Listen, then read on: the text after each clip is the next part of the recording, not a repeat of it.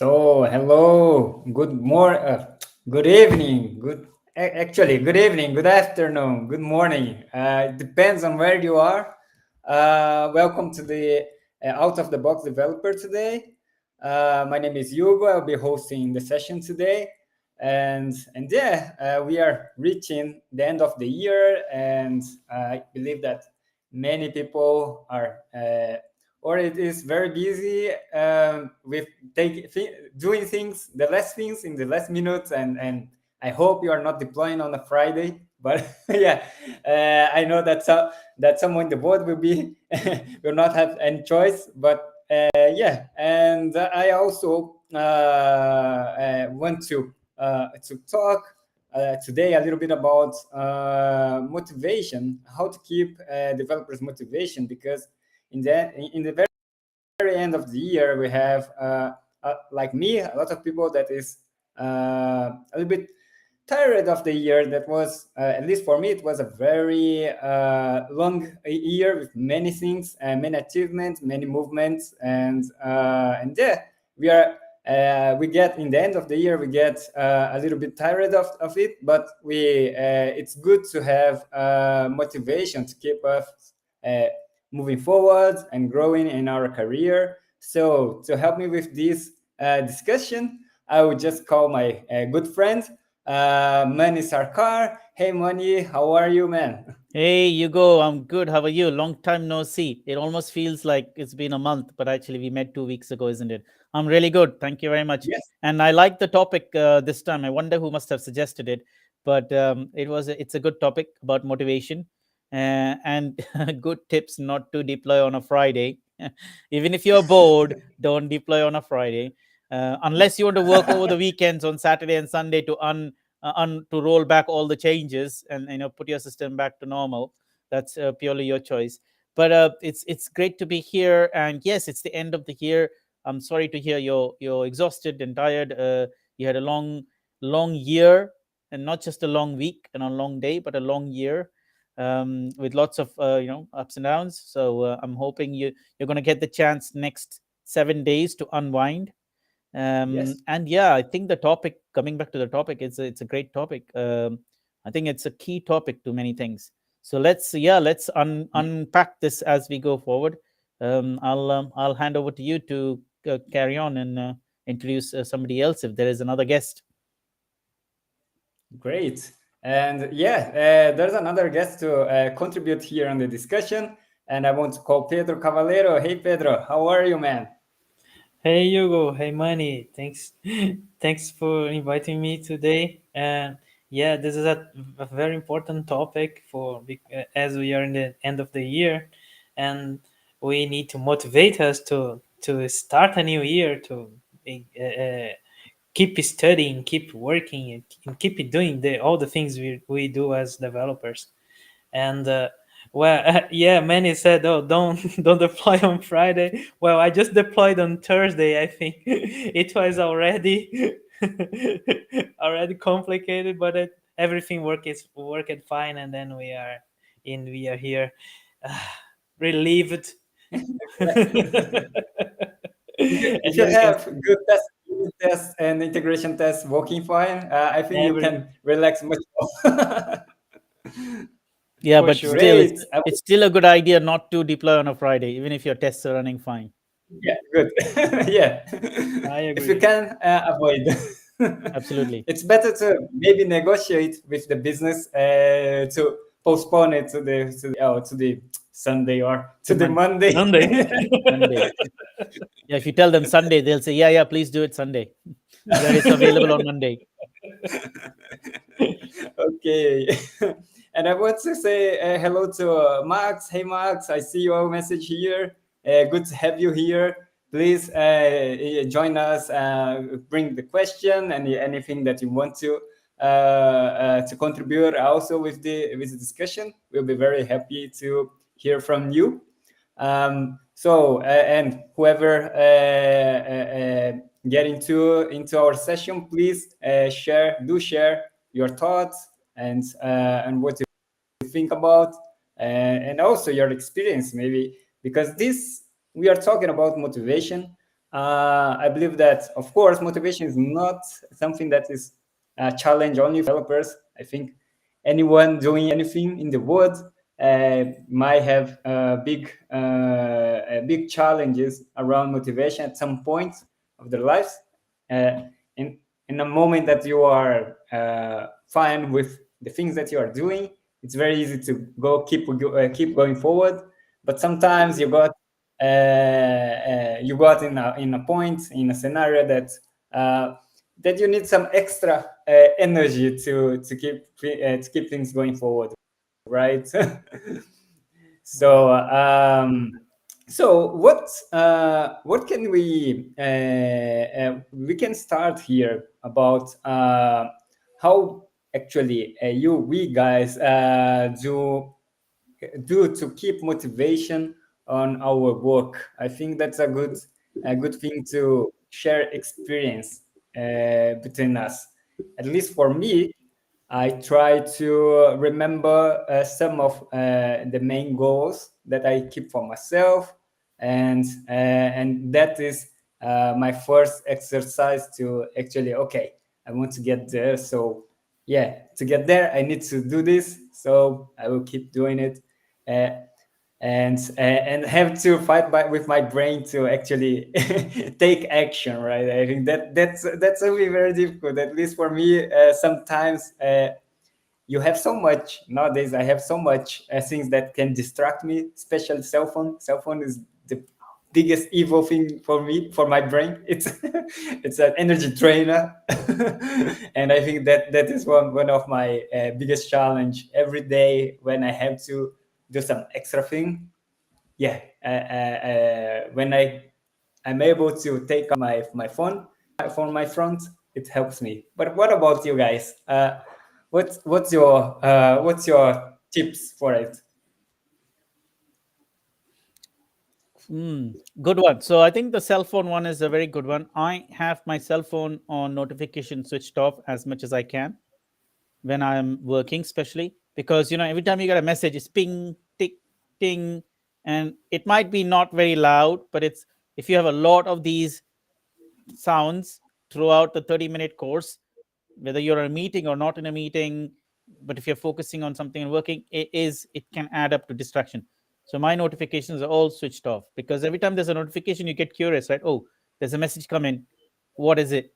So that takes away your concentration. So that is something I totally keep myself from, and I try to keep as much as possible away from Slack notifications and Slack as well, unless like I only check Slack messages a few times in the day. Um, and I try to also keep away from checking anything on the phone unless I'm taking a small pause. Um, so yeah, that's kind of keeps my focus on. So because I think that was what was your question about, right? I don't know, Pedro. What about you? What do you do to keep your focus one pointed and not distracted? Yeah. Well, I think the focus and motivation. I think they are a little different things, at least for me. And when I think about focus, of course, I use a feature in the phone that has during this time here we just have you can just notify these apps here, like some Slack or something, right? But and any other any social media or anything, it's turn it off. So Mm, and then I don't need to put it in totally mute, but I put it in a silent mode for specific apps. It's a good feature. I think I like, and then it helped me to keep focused. But of course, there are many other things that get you out of focus when you are working in during the day, right? If you are trying to do a feature, for example, trying to develop something, and then we have a meeting in the you get like 30 minutes of the meeting, and then you lost the contest, and you mm, need to try to make your brain to focus everything again. And when you are getting the control again, you have another meeting, you know. So meetings is something that makes me lost my focus as well. uh, here in the company we use application together with Google Calendar. It calls Clockwise, and this Clockwise it's a really interesting tool that allows you to define like focus time. And you said, oh, this time here is a focus time. I will not allow anybody to put any meeting here in this during these moments. Or you can just put another break between meetings if you wanted something like this. So it helps you to have focus time to get the things done. So this is something that I do during the day, right? uh, but yeah, but This what keeping me clockwise. motivated is something else, I can say. Sorry, I was to ask if this clockwise application is something that is free that we can share here to our audience. Yeah, Clockwise it has a free version, and it has Free a version. enterprise version. Yeah, so you can try. I just shared the link to the website. Is that the one? Yeah, this one. Getclockwise.com. Okay. Great. Hugo, you That may that's want to one. share Let's that share with to the the audience. on Yeah. the Good chat. share, Pedro. And yeah, I Yeah, actually it's agree. interesting one. Concentration, focus, and motivation may be separate things, but you may notice that when you're not motivated, your focus and concentration is also not there, For right? sure. Right. And when you are motivated, then anything you pick up, you zoom into it. That means your focus and concentration is available. Of course, you're motivated and you're driven, but then there are distractions happening and you're allowing those distractions to happen. So now Mhm. you're not taking advantage of your motivation flow, right? Then you're Right. not gearing yourself into focus and concentration. So that can be separate things at that time. But at least I feel motivation, like I've seen that in this whole week actually, that the moment I was not motivated, then I couldn't focus on something. I had to just let sit, and I know I was less productive. Let's say whatever I was doing, I wasn't Hmm. productive. I wasn't into it, like, zoomed into it, like full focus and full concentration. That is something um, we need to watch for and try to see as much as we can reduce and work on. But So that is a different motivation as well, right? Because there's just like focus and concentration. Focus could be very much, um, well, it depends. Concentration could be very much what you're doing now in and you're concentrating on something, but focus could also mean like a more broad medium to long term thing, right? Because I have a goal I'm focusing on. I'm not concentrating on a goal. You wouldn't say that, right? You're Hmm. concentrating on something that is near term, whereas you're focusing on something that's medium and long term, right? So similarly, motivation has also got two or three terms, right?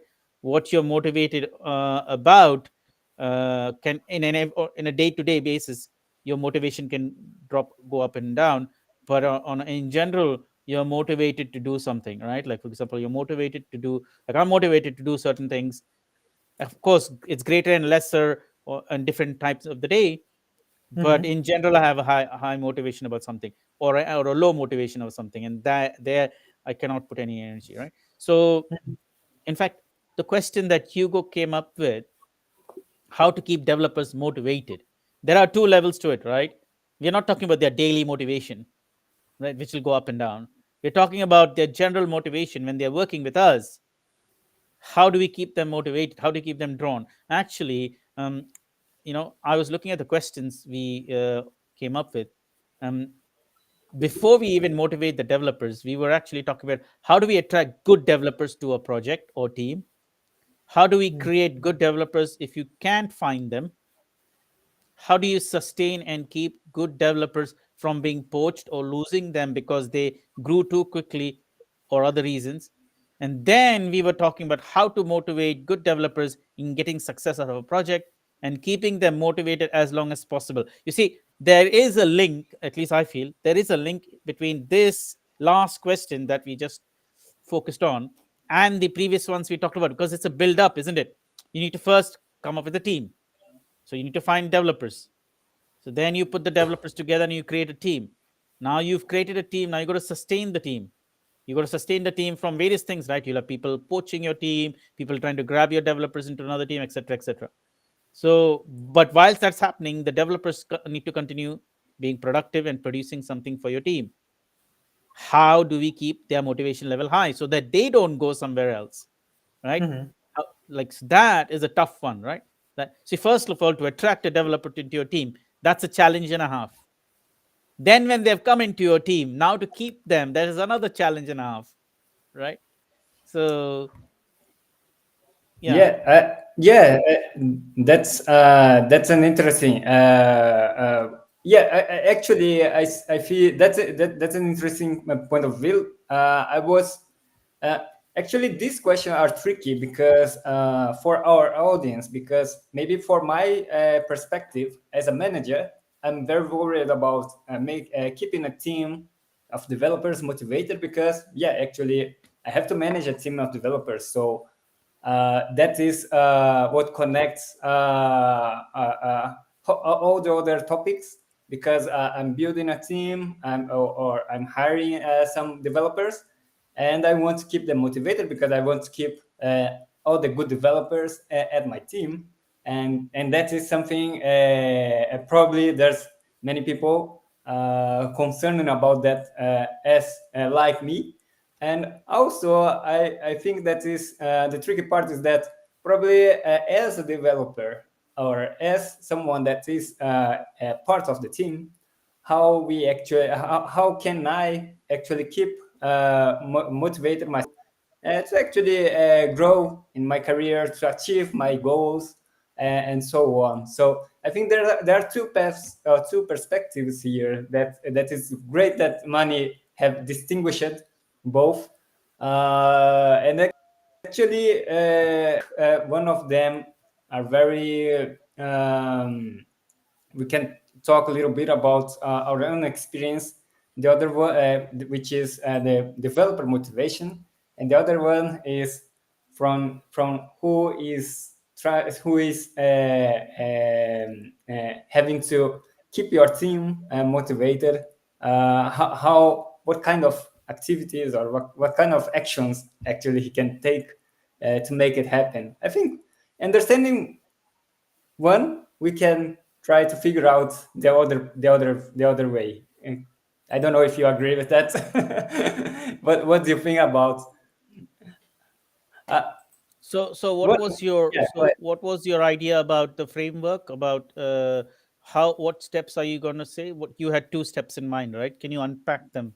Can you explain them, what you mean by the two steps to keep them Yeah. motivated? Actually, it was if we understand what makes developers motivated. I know that motivation is something very personal, very individual. So maybe it's not the same thing for every developer, but somehow we are connected with the development tasks.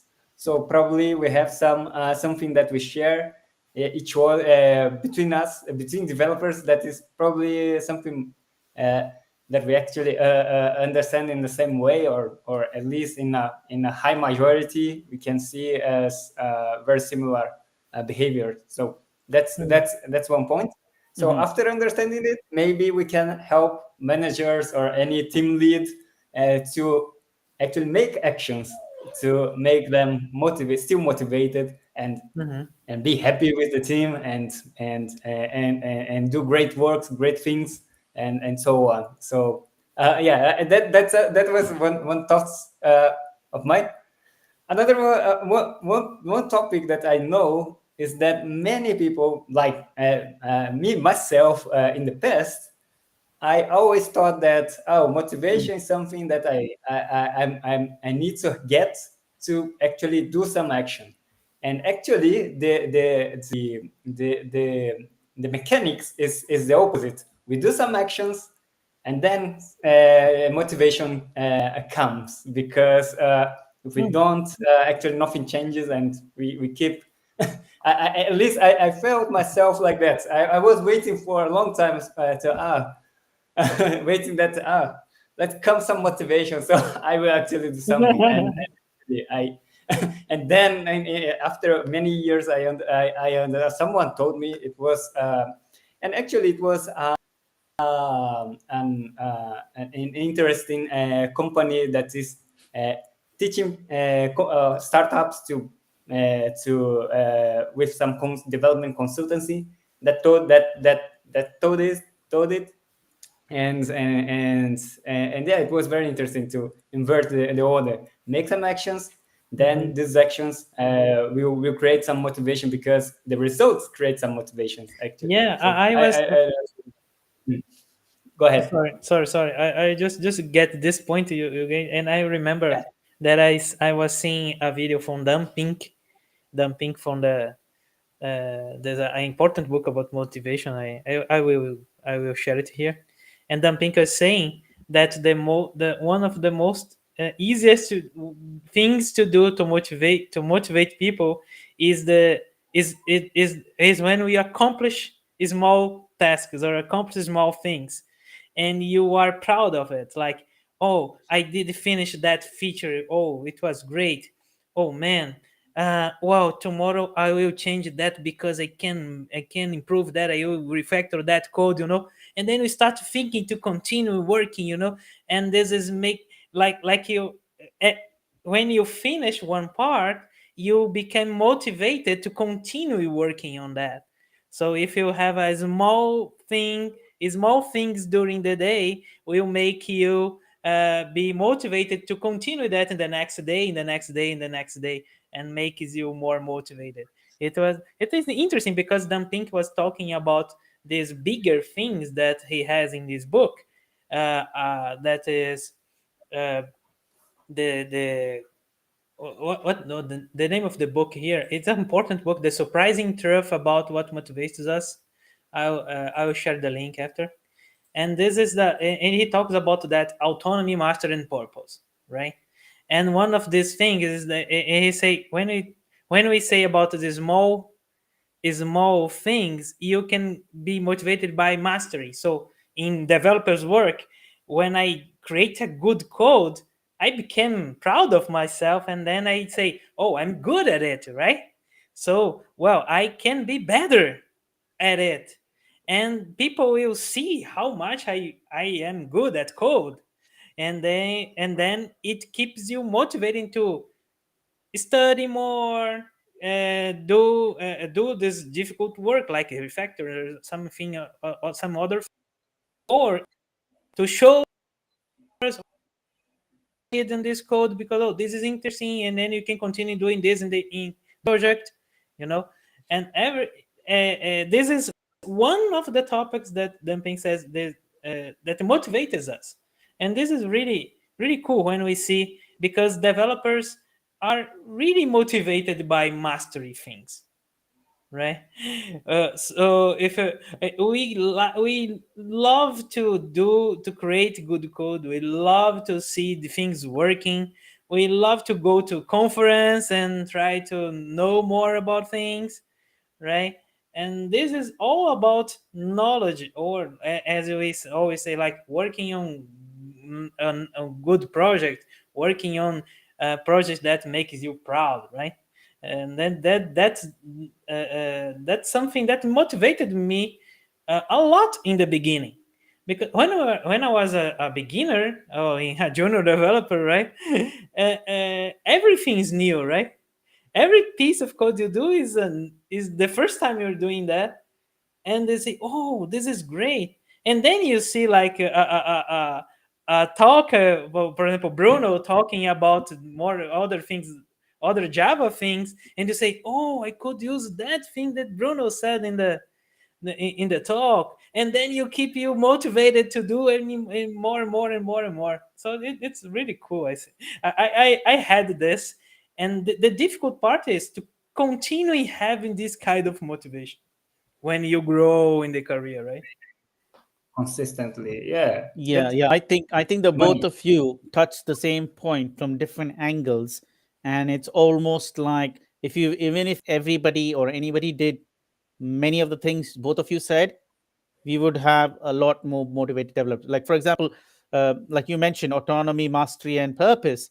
It's the same thing for me. 15 years ago, when I started 25 years ago, but I really started understanding that I need to develop and become better even better than I was 10, 15 years ago. And I realized actually when I went out into the community, I was like, oh, wow, these are such strong developers. And they took the same amount of time to come to their career that I took at their career point. So that motivated me even more. There's so much more to learn. There's so much I can do. There's so much I don't know. And when I was looking at what I knew, and then I was looking at what they know and the books they read and the books they wrote and the code they wrote, and then they went to conferences and they presented. I mean, that is the motivation cycle that never stopped for a long time. It's still going on, right? Of course, the Mhm. drive was much stronger like 5 years ago, 7 years ago, but now it's more stabilized. But like now that motivation is not gone away because now I look up to them. Like, you gave good example was Bruno. When Bruno presents things, then when Bruno got an award a month ago or 2 months ago, if he got the community award, a lifetime achievement award at Oracle's what was it, Java 1 conference. I mean, that when people see that and people who know him, they feel even more motivated to do stuff, right? So lots of these small and big things matter. And Hugo has actually touched on a good point, is motivation is very subjective. For everybody, motivation is different. But a lot of common things like strong developers, great code, good project, all those things are actually sometimes very common across all the developers, right? Meaning it's a common factor across all the developers, even though every developer is motivated differently. Hence, I was thinking actually whilst both of you were talking, what does a good engineering manager do to keep his or her developers motivated?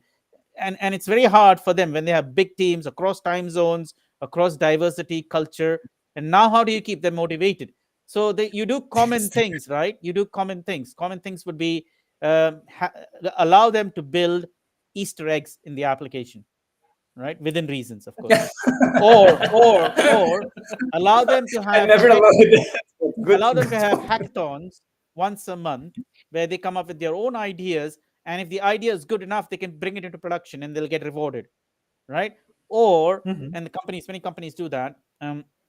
Or have them work on their personal projects and present it. And also the same thing, if their personal project adds value to what the company does, you build it into the system, and things like that. So that way, you kind of whatever everybody's doing outside their work, you allow them to blend that into the work, and then you keep them motivated, because of course work requirements may always differ from what you're doing in your personal life with projects or whatever, right? So a good manager will always try to see, how do I keep my developers motivated, by having to allow them to continue doing what they're doing outside work in the professional sphere. And if those things are attractive, they can or useful and they bring value, they can share it with the rest of the developers. They can even create a project to make it part of our code base, or open source it, and then we support them. There's so many angles to it. Like uh, if people like to develop games, allow them to write games that they can contribute and play with. Or people like to write plugins, then form these action groups where people are writing those plugins and talking to each other about it. If somebody wants to explore AI, then create Mhm. those communities, those smaller communities in within your organization, and maybe allow a Slack channel to develop around it, and then people go and share things, and so that's going to keep people motivated. I mean, this is one of the many things that I'm sure good engineering managers have great things in the pipeline. Like this actually gives me comes I have actually repeated this several times in several sessions. There is this guy called the engineering manager called Fred George. The idea behind he has this concept called developer anarchy, and I've actually explained this. If somebody remembers, I don't know, Hugo, you may remember, maybe Pedro, you remember as well. So this Can you engineering repeat? manager was very unique. What's that? Did you Can say you something, repeat? Pedro? Developer what? Developer anarchy. I'm going to share the link. Okay. Yeah, so I will explain to you what he does that, and I think that is also a good way to keep uh, developers motivated, and developers of all kinds of different skills, all kinds of different programming languages, backgrounds, polyglots, you name it. So what he Mhm. does is that, um, yeah, so he's written an article on InfoQ, and I'm going to share that in the chat. um, Let me know if you've got this. The author has written the article on. So in short, a very simple idea of what he's doing is he's a developer engineer. Sorry, he's an engineering manager, and he runs teams, and the teams have various skills, right? They come from various backgrounds, right? And they have business requirements, right? The business wants them to write code and develop solutions. So what he's doing is, and they haven't, and see, every company has this. You don't know what is the best combination of tools that are needed to develop a solution for your company, right? A lot of times people say, oh, we developed it in Python, and then we realize actually this wasn't the right tool to develop it in, but now we cannot scrap it because we spent so much time and money on it. Management's not going to allow us to write it in another language. So what Fred George has done, he's working on the edge a little bit, is he makes the teams work on a particular language in a particular sprint and develop the same application. So 1 or 2 sprints, they will develop it in Clojure. Then after that, they will experiment everything and then do everything Clojure. The same tool, the next sprint or sprint 2-3 sprints later, they'll write it in Scala. And then after that, so they'll throw away. In some cases, they throw away the code because they're not so precious about the code. What they're trying to do is trying to explore a tool to find out if the tool is suitable for the business domain they're trying to problem solve, right? And then they keep on doing this. And what he does, he cross-pollinates the developers. So for example, if this team is writing the code in Clojure, the whole team is now made up of mixed developers. Somebody from Python, somebody from .NET, they've never done Clojure before. So they're learning Clojure, stretching, and maybe some Clojure developers. So they mixed team. They're learning Clojure on the fly and developing the business tool, right? The same business tool. Then the next sprint, he cross-pollinates them again in other teams to do other with other developers, but then they are doing in Scala. But then they don't have Scala. All of them don't have Scala experience, and so he does this all across, right? With and this is what I understood from the readings and the videos I've watched, is you explore a business domain using a tool at a time, and then what you've done is you've actually done triple whammy here. One is you've learned a new language every time. Two is you've learned a new language to solve the same business problem. The third is you've learned more about the business domain or the business problem, right? Because when you do the same thing multiple times, you do one thing in multiple ways, you actually understand that problem even better, because because some tool will allow you to do this, some other tool will allow you to do that, and so on and so forth. So you fill up all the gaps you have in your understanding about that business domain. So here we are actually not learning tools. He's actually teaching people how to master business domains. This is my understanding of what he's trying to do. And that's why he's a great engineering manager. But he's also cross-pollinating them. He's sending them in different teams. He's making them work with developers of different skills and different backgrounds and different styles of writing code. You have a functional guy, you have a non-functional guy, you have imperative developer, you have a procedural. He's putting all of them together and then making them do, balance up their skills. So imagine after like a year or 2 years working with him, you've gone through so many teams. So will your motivation be high or low? Tell me now. If you're working with an engineering manager like this person, your Yeah, it motivation would is be always going to great. be high. It's always going to be high because you're always going to be on your toes, right? You're always going to be interested. Because the problem solving never stops. You're never bored. See, motivation drops if you're bored. It's the same old crap code base. Oh, it's the same thing I'm seeing again and again. Oh, it's the same feature added. Okay, I know it's the same redundant cycle. No, every few sprints, the work culture is different. It's the same problem. That sounds great, and I think, but it feels me like a very expensive way to keep those exercise, right? Yeah, Although yes and I no. understand, Yes and no. Yes and no. yes, You're right. It is expensive, but it is the but same I thing with agree that TDD, right? Is yes, TDD exactly. an expensive way to write code, or is it a efficient and effective way to write code? Tell me. Or an efficient and an Oh, yeah, effective yeah. way to write code. TDD.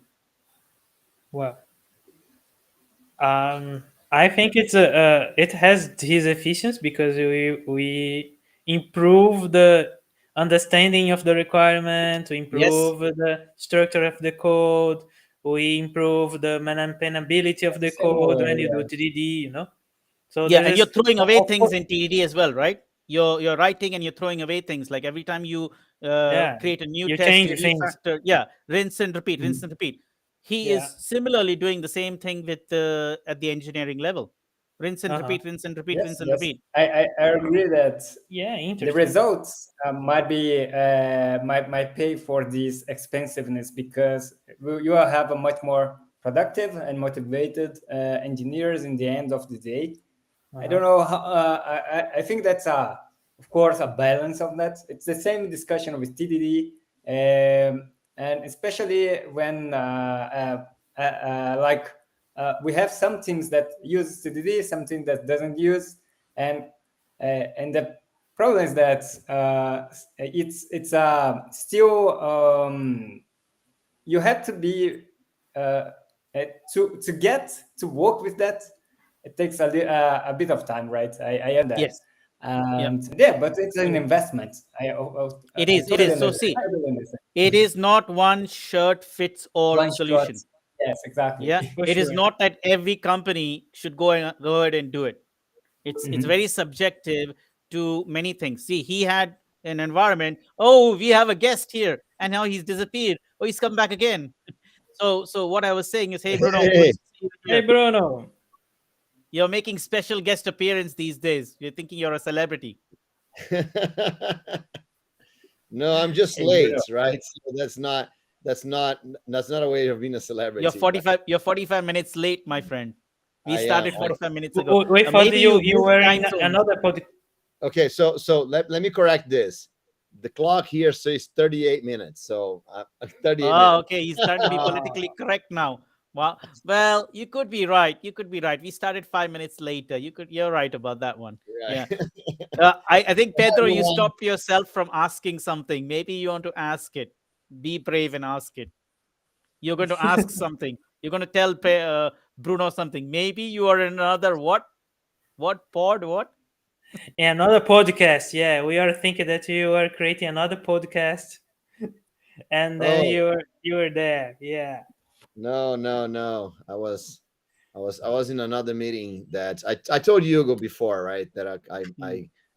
I had this other meeting that was probably gonna run over, and but that's I'm here, right? So I'm here because this is the last meeting of the year, right? It's so Yeah, amazing that absolutely. we've done this the whole year round. Now Yeah. I don't want to interrupt the discussion. I was watching here before I joined. I was watching for a few minutes of discussion about the doing solving problems in multiple different languages and all that. So I think that's a pretty interesting way of practicing and being better, right? So I'm not sure if you're still got in that discussion or not, but that's the one I got. Yeah, that is the discussion. In fact, I'll tell you a smaller version of this practice. So first of all, like anything you do, there needs to be buy-in, if you know what I mean by buy-in, right? Hmm. Yep. Because anything you do, whether agile, TDD, best practices, you name it, there needs to be a buy-in, um, horizontally and vertically, Hmm. right? Uh, Hmm. wide and up, right? So if there is no buy-in, you will not see productivity. It will not even move forward. So I have had the good fortune to work with a few such people from the community who know about the developer anarchy concept, but they never wanted to do the developer anarchy concept. But they did tell me that, Mani, we like to work with you because you try to do one thing in 5 different ways. Because the stage which we are just now, we need to experiment and find out which of these 5 ways are good for us. Hmm. Because we are a Hmm. small team, we cannot just put all our eggs in one basket, right? Hmm. We need to figure out Hmm. in the early stages where we want to go. And also we want to experiment and find out if this is even a viable thing to do. So when you do things in 5 different ways and solve it in 5 different ways with 5 different combinations of solutions, then we can see which we can see so many different things that it gives us a better understanding of what we are trying to do. Hmm. That is what I did, is I took down that developer anarchy big idea and I really diluted down to and I have some repositories I can share later on, where I Mhm. have done the same kata with like 5 different methods. Like Mhm. in Java, Mhm. I did the first time I did the kata with assert library. Then the next time I did it with JUnit. The next time I did it with testng. Then the next Mhm. time I did it with approval tests. The next Mhm. time I did it with golden master. And I did it on separate different branches.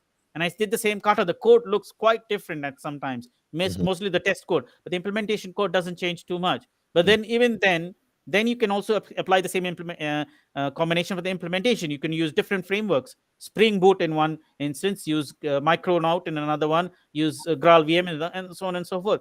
So you're solving the same problem, but with different combinations of packages and tools and libraries. And I made Mhm. this publicly available. It's available on my GitHub, and I'll share the repo a little bit later. But that is what I have been doing even with my client projects and in other projects that I've been doing, where I will solve something in multiple different ways. So I flesh out the problem domain in my head for myself by Mhm. trying different tools. But I'm also flexing my skills by expanding my ability to use different kinds of tools. Right. So it's a double whammy. You have to capture the business domain. Nobody cares about your technology. Nobody cares whether you are a skilled developer or not. If you capture the business domain, you are ruling the market. You're ruling the game. You're ruling your client's project, because the client is more interested in the solution than the tool or how you created the solution. Mhm. Right. That's the secondary thing. This is what I've Yes. been. It took me 20 years to figure this out. It's about the business domain. It is not about technology and tools. Right. And I think Yeah. Right. Bruno has said this in other presentations. I know Bruno has said this. He writes it in his newsletters many times in many different words, but this is what he says. Mhm. It's not about the technology, it's not about the tools, it's about the business domain. And so going back to our previous conversation, um, and actually we have tangented, right? We started from developer motivation to solving problems in different ways, but that is sort of connected, because if you create an environment like this where you're giving your developer the ability to use, you said today you just use your own tools but solve this problem, right? And we'll all use that tool. Then you're going to keep the developer motivated, right? Because I know we all want to work with one standard set of tools, because it is useful for so many different things. But if to create motivation, you want to make them use different tools and different packages and all that stuff. And there's also ways around it where you can still bring a standard. So if you want to blend the two, motivation and stretching of your developer skills, then you want to give the developers freedom to solve the problem in their own way, but in multiple ways, Right. and present all the multiple ways. And then we'll pick one of them from there. Yeah. And actually, if you use proper designing concepts, and not even proper, very simple designing concepts, you can encapsulate and wrap all those solutions that you're using, all the tools that you're using, way behind under interfaces. And your solution can always go through interfaces, and the real problem project will never know what package or tool you're using behind the scenes. If you know what I'm saying, you guys are all familiar, right? If you use interfaces, you can always, ports and adapters, you can always wrap a technology or a package or a library behind a port or an adapter. And then just from this side, it'll never know, right? It's dummy. It'll just call the interface with that function. As long as it gives the right input, you'll get the right output. But you can then in the future go and replace JUnit with testng, or Spring Boot with Micronaut, and nobody will know something has changed, as long as you have made your interfaces always consistent. So Mhm. that's the other way around, right? So we can never fail in that sense, and then you're still maintaining your motivation in the team, and still maintaining stability and standardization of tools across the board. So yeah, so I think we are doing a little bit of a Calvary here by trying to blend motivation with technology architectures. Yeah, I was seeing here in the article you shared that the guy is saying that they did that all that work re-implementing different languages, but they say what manager allows you to rewrite the core of the system 3 times? No managers. That's Mhm. why we don't have managers. I'll say, oh, Yeah, they are a self-managed team. They are a self, That might because be. after you've been cross-pollinated so many times, uh you don't huh, need a manager. You can always manage yourself, because they have a yeah, system in place. They know how to run the Jira ticket flows. They know how to run the CI/CD.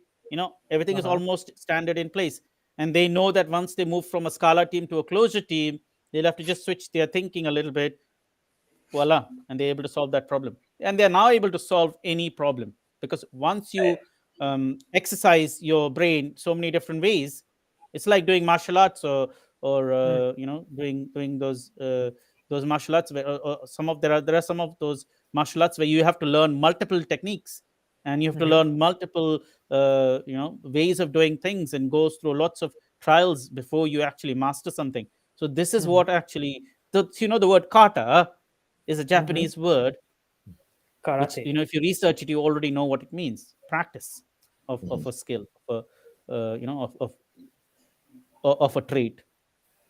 For I sure. think. Yeah, but I want to hear Yogo's opinion about it, because we're saying that Oh we yeah, don't need but managers. What do you think about it? what I would be No, doing. but Hugo is not worried about it anymore, because there is some new change that has happened where he is not worried about the manager title. Is that right, Hugo? Oh, well, I think if we enter into the discussion about if we need a manager or not in the team, I think we're gonna start a whole new discussion. And I think let's. My suggestion is to keep this discussion for the next session, because it will be great to Okay, have some great idea. insights. I think it will be great. Great idea. Yeah, We, good that we we need have. topics for our next discussion, Yes, anyways. future topics. But one thing that I want to add. Yeah, go ahead, Pedro. You Yeah, want I to? just want to comment, because all this discussion here is is another topic of dumping's framework, right? This autonomy, and say, oh, if you give autonomy to people, you improve the motivation, or you maintain people engaged. And this is Absolutely. all the discussion here is one way to create this kind of autonomy. But you said other ways, like hackathons, or having, you bringing your own project Yeah. to using the company. uh, all these things are improving the autonomy thing. Not only Yeah. no managers. No managers would be a complete autonomy, I can say. But Yeah. not but there is lots of things I can for to improve that. And I can say that, for example, I was in a hackathon last week, and that hackathon was we had a little autonomy, but the autonomy to create and to create things. If you had an idea, you could do it and try. Or if you don't have any ideas, you can enter in the team, right? Oh, Mm. I don't have any new idea, but I like the idea from my friend here. And then we could see people. I could say I was in the middle of the hackathon when Brazil was losing the game. Oh, And yeah, I was really heartbroken in that moment. But in the middle of hackathon, you still keep motivated. No, we need to do that. So are we gonna present that? Oh, you need to add this new feature here. And then we are in the middle. I was like organizing that feature with other people, and that thing makes me motivated. And even I forgot a little about the game, about the Brazil losing the game. But that's the thing I say. It's a small autonomy. It was like 2 days that we mm. have all these things, and then when we got motivation, we got more engagement of the people. We got people new different people from the company, because I was working with different people from my own team. And everything, all these kind of things improves the motivation, and then makes you don't want to leave the company, as Yeah. one of our questions, right? There's one Yeah. question: how do we keep the developers there? Yeah. Yeah. And then and Absolutely. when we say that we improve the motivation, we're using all these techniques like improving mastery, autonomy, and everything, and we can make our company a better place to stay. Hmm. And you don't want to go, right? Yeah. And this is Absolutely. I think all these questions, as you said, they are all connected. And when Hmm. we take the motivation to the beginning, we can say, oh, my company is a very good place to work, and then you're gonna like to work here. Come Hmm. join us. right? Yeah. So And you'll go and tell all your the, friends and everybody else in your network. yeah, I for example, I'm enjoying my company now, and I say, oh, I want to bring my friends to work with me, Hmm. right? So Absolutely. all these things are connected. You put people in from to get people to your company. You can make people enjoy working there, or and keep Hmm. it working there. Using all this technique, you keep they motivated, and then you can get new people in. Yeah. And then the cycle continues. Yeah. Yeah, really cool, I can say. All Yeah. those Absolutely. motivations is really, really important. Yeah. Absolutely. Hugo, you were going to say something as well. What did Yes. you? Yeah, but that was interesting ad from Pedro, because what I see that about motivation, that you guys said, if I wrap it into some words, and actually before going to my thoughts, I just want to drop a question for my for the audience. What actually motivates you in the to become developers, or to stay as a developer inside a company? And actually, there's another question, that is, what dismotivates you to stay on a company? Maybe those two questions. If you can contribute on discussion, please drop your answer here.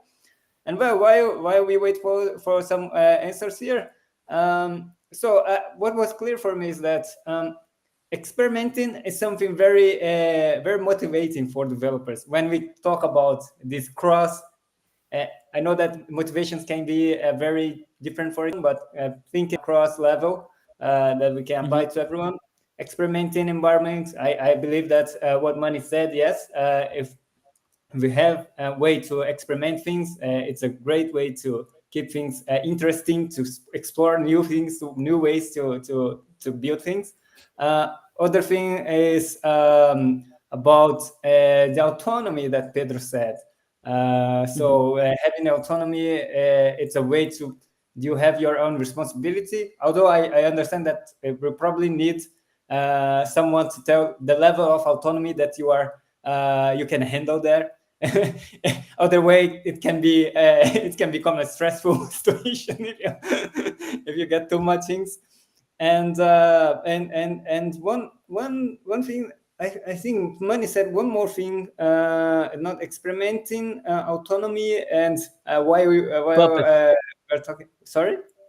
Uh, uh, what did I say? What is it? I think I was repeating what Pedro was saying was autonomy, mastery, and purpose. Is that what you're talking about? Autonomy, master, environment, Environment. being Okay. inside the community, feeling that you are part of a community that is not just the company community, but it can extend to the outside, to the whole Yes. development Yes. community. I think that's Exactly. amazing, because you feel that you are progressing, you are not stuck in the company, you are progressing, growing in your field, in what you are trying to actually focus or growing, and not just Hmm. inside some company stack.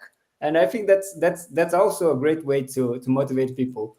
One thing that I was when we started our discussion, one thing that came in my mind that I want to contribute here is when we are talking about these that developers, we do love to see results, to be motivated by the results. Like Pedro said in the very beginning, when we accomplish something, when we achieve something, we are become happy with that. And I think that is the science behind all the methodologies that we try to shrink our deliveries, shrink the cycles of delivery, and also that shrink the feedback loop, that we quickly have some result behind it. So I think that is something is very, when you have those small accomplishments, and when we see those small accomplishments, instead of waiting for a long time to actually only celebrate when things are the entire project of the year are delivered, we can celebrate small accomplishment. I think that is a great way also to keep things motivating, to keep things motivated.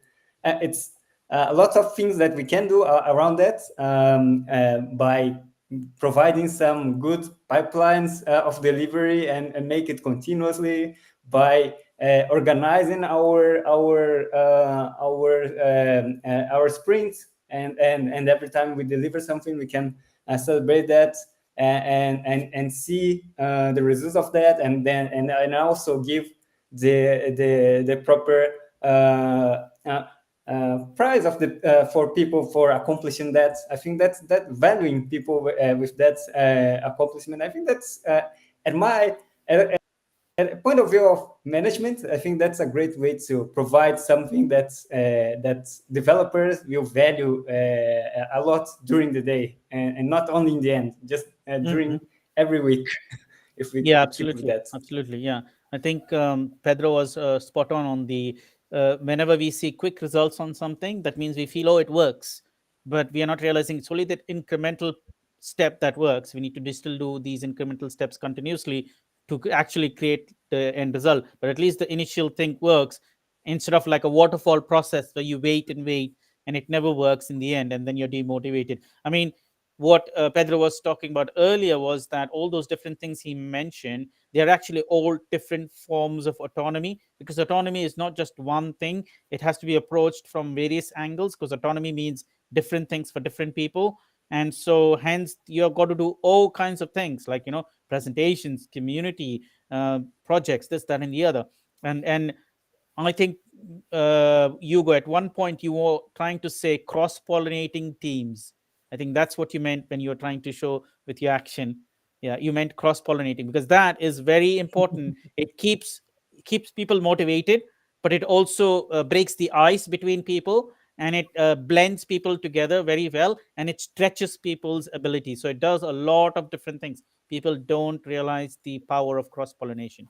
And good managers like Fred George did that extensively. So that way every developer is capable from a business front, but also from a technology front, but also from people front, because they know how to deal with different people of different skills, different levels, different mindsets, different backgrounds. You name the diversity, because they're being cross-pollinated, right? No one team is the same after every 2 sprints or 3 sprints. You decide how long you want them to stay together, right? Okay, there is this flux where it's too fast or too slow, but you got to decide that. You got to experiment and decide how much of a time should they stay together before they disband and go to a new team, right? Because after a number of sprints, they will come back again, more or less the same people, right? Because it all rotates depending on how the team grows. What I wanted to say is that I didn't explain this very well, or at least I got the ideas now, is that to keep a team motivated, it's a great way to find out what are their interests, what do they want to develop, and then list all of those things and create side projects and back burner projects, and have those projects always on some Jira board. So whenever a team has less work, or they're not finding some work interesting, give them the freedom to switch once a week. Like, we have sometimes some companies have Fridays, half a day, do what you want to do. That half a day or the full day in some companies, you work on your side project. Like, I have worked in one company where on a Friday we don't need to go to a client. We can come and work in our office, and half of the day sometimes you can just work on your own projects. So that own project is actually a side project or a back burner project supported by a Jira board that's run in the company, that is transparent and visible to everybody, so people can join in, they can comment on it, you can create pull requests and ask them for views. And that switches the context from like a mundane client project to like an interesting side project. And that interesting side project is also doing the same thing, right? It's building something on a CI/CD pipeline, and you're trying new technologies there, and you never know, bits and pieces of that can be applied into your client project, this client project or a future one. And that is another way to keep people motivated, because you're not then just keep creating redundant, mundane environments where it's rigid and you cannot flex. This is something developers will not be able to keep up with if you're not giving them the flexibility and the autonomy, and making them feel like, oh, this is a box, you got to just work in this box. That doesn't work. That's demotivating. Yeah. And most important, I actually wanted to say this: developers need to feel growth. If they don't feel growth, there is no motivation. Motivation and growth go together. growth, meaning you feel you have grown, you become better, you can now do more things, you have more skills. So growth and motivation go hand in hand. If you don't make them feel growth, if you don't, they will be demotivated after some time, no matter how many of those things you do, like all the side projects and cross pollination, all of that's not going to work if they don't feel growth. Perfect. Let me give a space for. I just want to thank Vanya. Just type it here for her. The type of project, it's what motivates her, right? It's the type of the project, what topic is about, and what tools are used for solving. And what do you think, Bruno? Just let you join in the conversation. Yes, Bruno, why don't you step in? You've been You quiet the enter last and 45 keep minutes. the conversation. I mean, talking.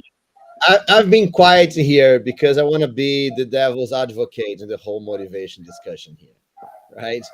I love that for Vanya, for example, there is a specific type of things that she's motivated about, right? Project topics and new and tools and everything. But the problem with motivation is that motivation is it's like this activation energy, right? Motivation is that thing that gets you started on something, right? It's activation energy. And we don't actually have a lot of motivation, right? Our brains don't live on motivation. And every time I see companies, right? And look, I think all those ideas are great, right? From all the ideas that you guys are talking about, the whole discussion about being autonomous, right? I think that is the important thing. Why? Because motivation is a much more internal thing than an external thing. It's much more something that you do to yourself than something that your company does, right? Your company is already motivating you. It's paying you, right? Here's money, right? So do it, right? Now you are the one that turned that into real motivation, because you have money because you want to buy a house for your family, right? You want to have a trip to Hawaii, right? You want to go see a friend in London, right? And go meet him there, right? You create the things that you want to do, right? The things that you are going after, right? And I think that's very important, because the reality is we don't have a lot of motivation in our life, man. If we needed motivation to do everything that we do in our lives, right, we would not even be able to leave the house in the morning, because by the time that we're about to leave the house, our motivation would be run out, right? So basically we do motivation to get started, and once we get started, it's not motivation, it's habits, right? It is consistency, it is methods, right? Those are the things that keep us going, right? And a lot of things you guys talking about here, I thought it's awesome, right? Oh yeah, how interesting things to do, interesting projects, and nice technology, all this. Yeah, it's all great, right? But I sent a video to our groups earlier, a couple of days ago. Something that I thought was awesome, right? It's what's the name of that guy from Mission Impossible? I'm terrible. Tom Cruise. Tom Cruise. Think about Tom Cruise, right? So Tom Cruise, they just released it for the next Mission Impossible, right? They released this video of Tom Cruise doing the biggest stunt from the history of cinema, right? And it's you guys should watch it, right? It's just maybe we can just put the link here. I have the link right here. So and it's just a YouTube link here. So I'm just gonna put it here on the chat. I think I can just go on the chat, right? So Mission Impossible, right? Is that the 2023 version? Mission Impossible 7. Yeah, I think that's gonna be the next one, Okay. right? I just shared it. I just put right there, right? So no, so that's not the Mission Impossible. I think that's another video. It's the one that he's practicing for doing the stunt, right? And so Okay. so if you see what he's doing, right? So I mean, it's a crazy stunt. I mean, he's actually going on a motorcycle. He's jumping off of a cliff, and then he parachutes on the cliff. Right, that's him. It's not a double. It's him. It's awesome, right? It's amazing. Now, for doing that, he does for more than a year, he practiced to do that. He does more than 500 parachute jumps, right? He does more than 1,200 motorcycle jumps, right? The guy's a machine, right? He's crazy. And just think about this a minute. Doing a parachute jump, man, can there be something more amazing than that, right? It's like awesome, right? It's not, oh, your job is to parachute jump. That's awesome. But 500 times? Oh, man, right? It gets a point that's not fun anymore, right? Going on a motorcycle, that must be, oh, man, I have lost my connection here.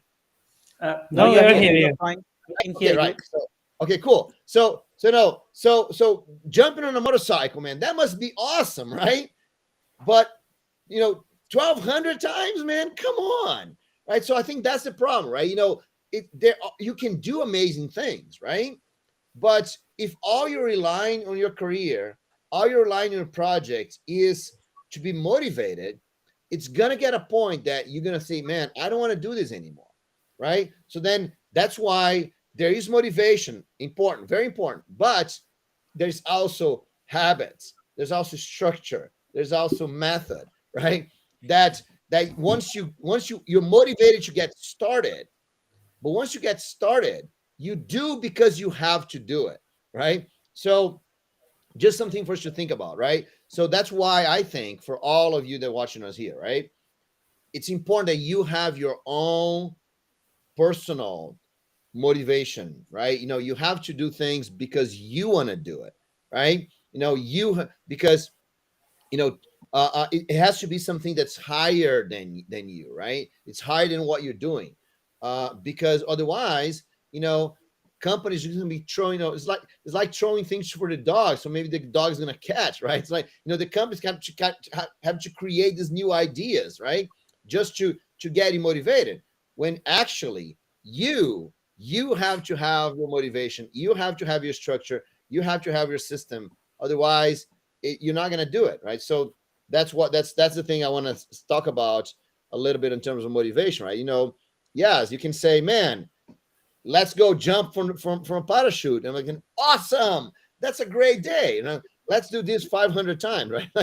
and even if you watch the video, even the final jump, right? The final jump, because he practiced parachute, he practiced motorcycle, right? Many times, right? And then that's all practice. This is just practice, right? It's not the real thing. So when he goes on and he does the real thing, right? Even the real thing, he does like 6 or 7 times. He jumps from this huge, unbelievable big cliff with a motorcycle. And he goes in the middle of this, it's in a wall of stone that if anything goes wrong, he dies, right? And then he opens his parachute and he does this 6 times, right? It's like, man, just to get a perfect shot for the movie, right? So, I don't know how long this scene lasts in the movie, but it's like 2 minutes, right? 30 seconds? I don't know, right? So, and then, he does like more than a year, all this effort just to do this one thing. And I think that's if you map that to our job, we practice for hours and hours and hours, and then we write one line of code, right? That's the one that goes to production, right? Mhm. So that's the same thing, right? What goes to production, it's not all the practice that we had, it's not all the experience that we had, it's not all the katas that we did, right? Well, it's not all the tasks that code that we wrote, but all of those things just prepare us for this one moment. That's the one thing that we do makes a lot of sense, right? So, and I think that's those 2 things have to go hand in hand: motivation, but also the continuation of doing it. Otherwise, we're just not going to get anywhere. I think you hit the nail on the head by calling motivation a starting fluid, because it is. Once you get motivated, then you're not always catching on to the motivation. Then you've caught on to the next thing, which is sustainability and continuity. and then habit, then discipline, then practice. It's the practice that actually keeps you motivated. Actually, it's not motivation that gives you the practice. It's every time you practice, you get results, and you're seeing you're growing, you're getting better. That's continuously, yes, the starting fluid. And I knew that you give Bruno a chance to sit and listen, he will blow us out of the water. So the last 45 minutes of this video can be erased because the No, no, no, last the, no, the, no, the first no, 45 minutes can be erased because the no, last 15 minutes makes more sense. Yeah, he's blown us out of the water. He comes in no, late as a special guest and he blows us out of the water. no. Hugo, you got to next time block him from joining at the 45 minute, because then he cannot blow us out of the water. You come right in the beginning, then you can blow us out of the water, not after 45 minutes, I have right? money. I have the advantage of hindsight, right? I've been listening to Exactly. you You've guys. been watching and listening. I've been Exactly. listening for Exactly. you guys for a while until I was able to join you here, right? Yeah. So But, even then, even without that, I know Bruno, I've said this many, many times. Bruno is always ready with everything. He's always listening. thank Even you. in a continuous conversation, he's always listening and he'll jump in and he'll say the right thing. So, and if you've given him now 45 minutes to listen, now you've really lost the battle. So can You you have can I lost. tell you one thing, Manny? That's I think is very important. Yeah. Because I just kind of want to say this thing that you just mentioned there. Because one thing, as a speaker, Bruno gets a ban for being too knowledgeable. Thanks, Douglas. Yeah. Okay, so no, but one thing that I think is it's very important, and that I think we all of us can benefit from there. Lots of people tell me, "Oh, I don't have courage to come and speak," right? Or you guys do this, you come all in a panel, and I don't have the courage to do that, right? Because I'm shy, or I have I'm introvert, right? I get this a lot, right? So I'm an introvert, so I cannot be a speaker. I cannot share my knowledge or things like this.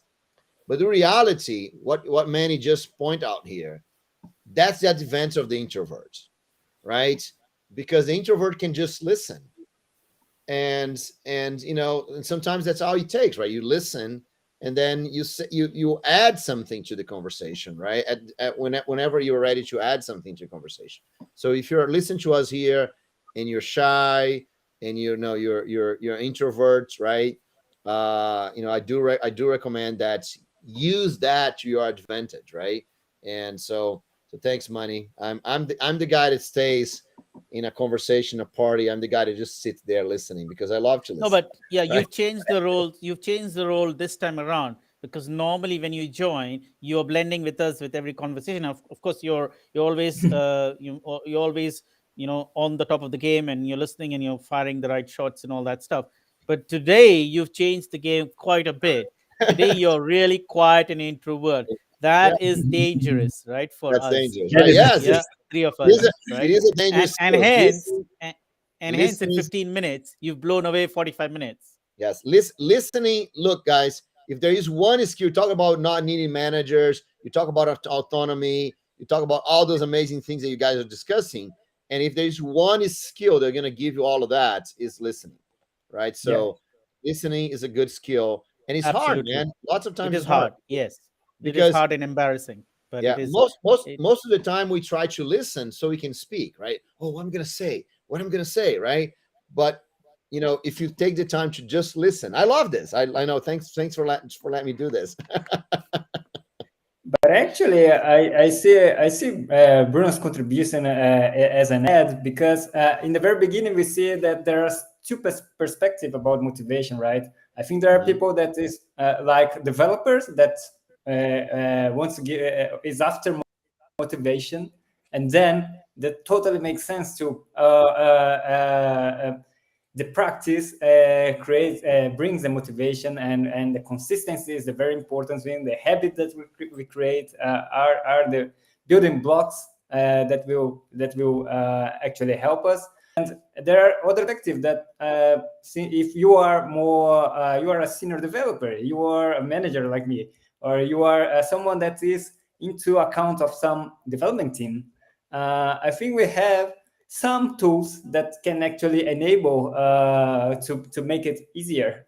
So I think that's an ad of if you want to help someone, your team to get motivated, because you have this, you have to take to actually care about your team. I think the listening is the very important skill for that. Anything that we told are very maybe something that you can practice, but if you listen, you will be much more close to what actually your team needs or your developer needs, so you can actually help them get better or going going forward, growing your team. And I see a whole discussion here on the chat.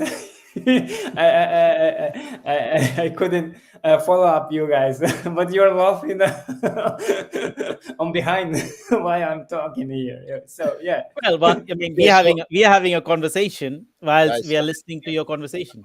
Right. So behind the scenes here, the three of us are kind of undermining Hugo here. I'm gonna pull Hugo's carpet under him. Yeah. But it's like it's exactly the opposite, right? Remember, Bruno, when Hugo joined several months ago, he was the one like you, quiet, not saying anything, and we had to trigger him to say stuff. And Yes. now it looks like he's taking your position, and you've probably started to take his position. I mean, That's of good, course, right? there's still the same Bruno. The knowledge hasn't transferred, but I think the gestures have transferred. Where you are the quiet one, and Hugo is now firing Nice all the message. on all the cylinders, firing all his knowledge to us, the things that he's learned from everywhere, from you and everybody. He's just like, he's on 4 cylinders. Bruno is giving Hugo motivation, because Bruno is giving Hugo, delegates to Hugo these things, giving Hugo autonomy. No. I didn't delegate anything, right? Hugo took over, right? Oh, It's Autonomy. that's autonomy, guys. autonomy. That's Autonomy. autonomy. It's not delegation. It's And autonomy, now right? Hugo sees the purpose, and hence Right. he's beginning to start to master it. Yes, exactly, right? So he So took he's over, now man. highly motivated. He's now Yeah. highly motivated. If you see, he goes and fills in the Dropbox paper. He creates the events. He does a whole creates a restream. There's a whole number of things he does. He's also created a logo this time, which I don't know, cool. Bruno, if Oh, you've been yeah. looking A at new the chat. logo. I Not didn't see one, the- 3 logos. You see, Pedro, it's not delegation, man. It's Exactly. autonomy, right? I didn't even know there was a logo here now. That's awesome. See, is a logo. Cool. There's a logo on this stream. If you just look at the stream in the list, but That's but cool. also he shared the logo in the channel, in the chat channel of ours. That's nice. That's congratulations, Hugo. That's great. So there So you go. yeah, I think that there's one thing that someone I don't remember who said that, but it's kind of put a red alert on me. Someone said that someone needs to tell you how much autonomy you have. So if someone has to tell you what autonomy you have, then you don't have autonomy, right? Oh, yeah. So That's go after your autonomy, right? So go find your space, and for you to have lots of autonomy, you have to have responsibility. And I think that's what Right. Hugo is doing, right, Money? He took responsibility for it, right? So when you took responsibility, when you say, I'll do it, and then you go and you do the things that need to be done, right? So then you win autonomy. So autonomy is not something that someone gives you. Is autonomy something that you because you're Earned. responsible, you solve bigger problems, and then you take it, right? Basically, Yeah, you take over it. Yeah. yes. So basically, they're watching us here. Go take over your autonomy, Yeah. right? Go You build your take own charge. autonomy. You take charge of it, right? Yeah. Yes.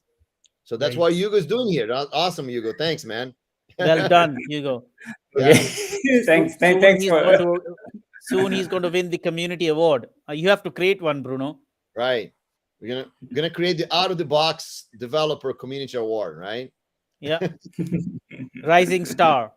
So that's Right. Hugo. That's a good one. I don't know. Usually we need to come with more better names. Like Rising Star sounds maybe something, but maybe Hugo is is deserving a more stronger title than just Rising Star. I'll leave this with you, Bruno. It's just an idea. Whatever award, I'll be happy with taking it.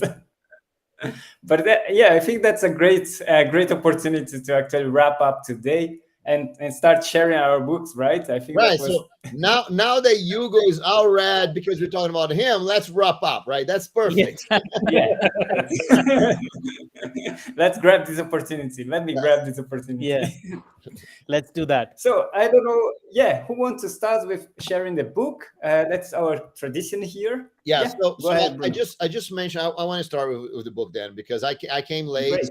I didn't think about the book, but when Manny was talking about being listening and then I start talking about being shy and all that, I remember that my book about speaking is exactly the low-hanging talks, right? And it says ways for you to speak even if you're frank shy, right? So that's actually the title of my book. So that's the one I remember. So that's the book I wanna quickly put out here. So that's the book right here, and I'll put the link there, right? So 4 plays and 5 tips to become an amazing speaker. So basically the idea is that you can have even if you're frank shy, if you never spoke before, that's a great book. Here's the link. I'm gonna put the link in the chat, and that's a QR code right there too, but I'm gonna just put the link in the chat. So and it's free, right? So I'm gonna start with that book. How about that? Yeah, I think it's a great one. It totally blends with what we just said about communication and listening and speaking and stuff like that. Right. Okay. So I'm just gonna put it in the chat here. All right. Okay. So that was mine.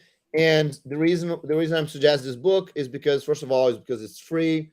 Second, because I really think that if you want to have more autonomy, if you want to have more motivation, the more you are able to help others, the more you're able to speak, the more you're able to share your knowledge, the more autonomy you get for yourself because you take more responsibility, the more you help other people, the more you help other people, the more motivated you are to do even more, right? So I think it's a way, speaking is a way to blend all the things that we talk about here. So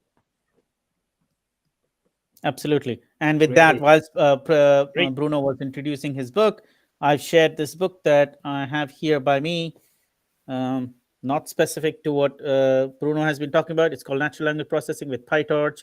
For those who are interested in stretching their NLP skills using PyTorch, can explore this book. I think it's a great book. O'Reilly always has great authors writing these books.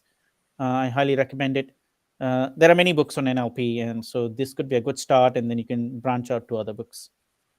So tell me one thing, Manny. So natural language processing, that's the thing that you use when you're doing chats, for example. Or is that we had the discussion about ChatGPT, for example. Is that what those tools use to? Yes. So yeah, it comes under or at least there's a big overlap between NLP and those technologies that we're looking at the moment. Cool. But NLP can be much broader than that. It could be a lot of taking a lot of text and understanding the text and making that text various things you could do, like converting into a rule-based system or converting into a model or converting into something that is searchable, and then there's the whole gamut of things. But you're right about what you just said. Nice. Okay. No, I'm just saying that this is one of the biggest areas of research and evolution that we have right now, right? Because absolutely. That's awesome. Cool. Very good. So and amazing. It is connected to communication. So that kind of cool. Amazing suggestion, Manny. That's great. Thanks. Thank you. Okay. Well, I'm gonna suggest the Dumb Pink book, the surprising truth about what motivates us. It's all about we were discussing today, autonomy, mastery, and purpose. And this is the Dumb Pink has a fantastic TED talk that started all this thing, right? That is, it's easily find in the in YouTube here. It talks about this all this motivational things we discussed here. So I think it's a classic. It's a good suggestion to this topic. That's great. So Great. one question, Pedro. Hmm. Does Drive suggest you ideas of things that you can do yourself?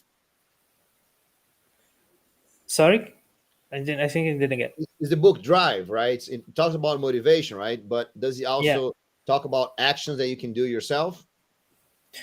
yeah. It's to understand what all of how we motivate ourselves, like why we sometimes we something that we motivate that should motivate us doesn't, and then we start understanding all this uh, all these three important things that we discussed here, and then we try to we started to see this in our life. So this is the interesting thing. Show. Awesome. That's great, man. Oh, including Douglas just mentioned it here that he needs to reread Drive. Looks like I have this one in my library already.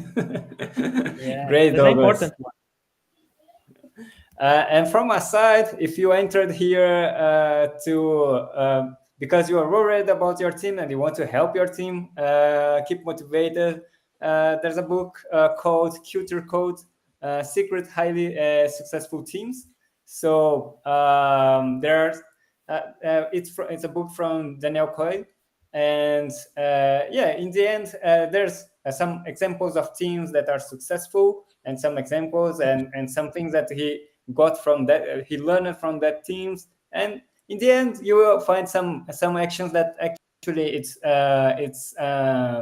you can apply to your team and to see what you get in the end. So it's very interesting if you are after some actions that could help your team. That's pretty cool. So So Hugo, yeah, do you apply those strategies with your team? Have you experimented yes. with them?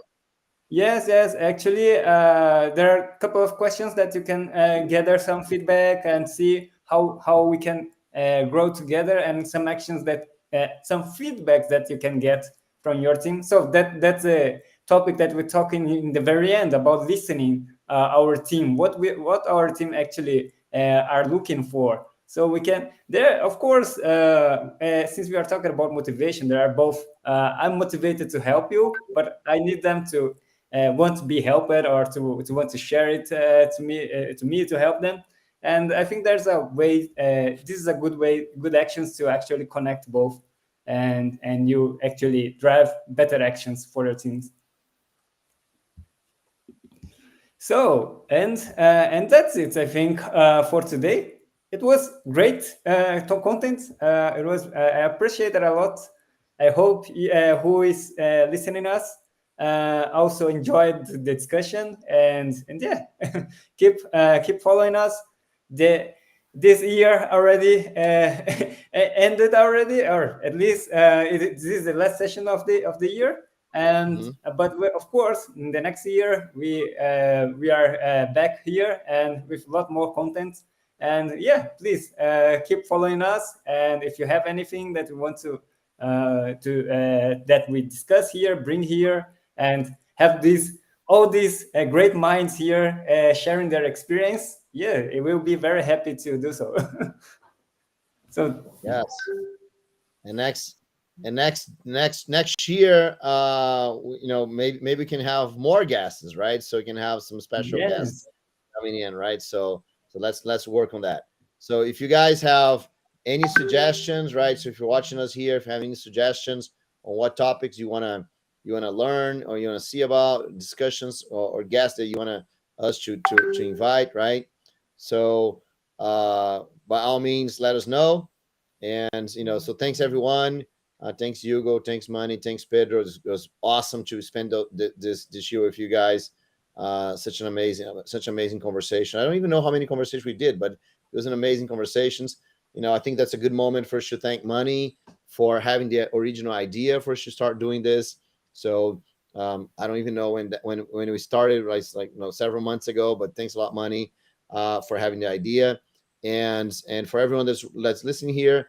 Have a blessed Christmas. Have a great start of 2023, and let's be together on 2023 so we can do more. Thank you, Bruno. Great Yeah. words. And I'm humbled that you think I started it. I think we started it together. And I think we know when we started it. We started it on Chinese New Year, early February this year, Oh man, 2022. so has been Yes. basically a year then, right? That's Yes, awesome. it is. It has been almost 10, 11 months. That's And great. this is the 14th session. Of course, we haven't been doing two sessions every month. Sometimes it has just been one session, but Mm-hmm. recently we've been doing two sessions a month. So this is the 14th session. So roughly we did a session a month, more or less, this year, and going into January. And we haven't completed 1 year of our inception. So in That's great. February, we'll complete a year. Hopefully, we'll be able to add a few more sessions to this session.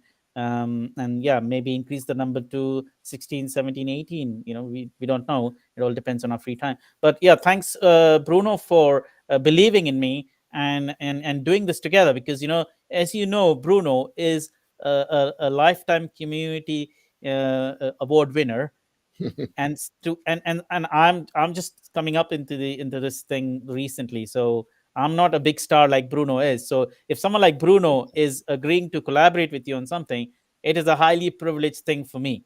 Right? So where is Awesome. Bruno and where is Money? Right? So Bruno, Money has to climb up to that level. So this No, is no, this is no. the humility of Bruno, the down to earthness, and he it takes a lot of time, and he's created this platform on his this area and opportunity on his platform, and then he's invited Hugo, and then after follows Hugo is Pedro. So to add to that, Bruno was earlier mentioning about suggesting guests. I would also say, if you would like to be a guest on our channel, on our podcast, you have 4 Twitter handles here. Use Mhm. any one of them or all of them and ping us, and we will get back to you. And we will make space for you for the next coming sessions, because, as I said, we still have 2 more months to go to complete a year. We could at least do 4 sessions, if not 3, if not that 2. You could be on one of those sessions, and Right. and you can come with a topic, or you'll help us. We will help you figure out a topic among all the topics we already have. So Cool. we don't have a less of topics. When we talk to Bruno, there's all kinds of topics coming out all the time. So yeah, thank you very much to Bruno, to Hugo, to Pedro, and everybody who has come to this session for this whole almost a year since February. Especially the audience, they've been adding a lot to the conversations. I know some of our guests. I know Pedro used to be our audience. He's now an audience and a guest. So that's also progress for us. And yeah, listening to us and sharing your own ideas and finding value in what we are saying, and basically acknowledging that all of these really mean a lot to us, because that way we feel motivated to do this kind of a session every 2 weeks. Right? That's Yeah. our motivation. With that, I'd like to close with a good Great. thank you, and have a blessed Christmas and a happy New Year, and see you on the other side. Cool. Well, I can thank you all enough, because as many said, I was audience, and now now I'm here as a guest. And well, it just two the last two moment that I am here, and I feel really motivated to continue. And I wish you all happy holidays, happy New Year, and I think 2023 will be a fantastic year for all of us. Thank you. Great. So it was great to end the session. Everyone leave here more motivated than entered. So I hope the audience as well. So thanks everyone. Thanks for being here. Thanks for watching us, and see you guys. See the next, and happy holidays for everyone. Oh yeah, there's many people talking about. So see you all. Bye bye. See ya. Bye bye. Take care. Ciao.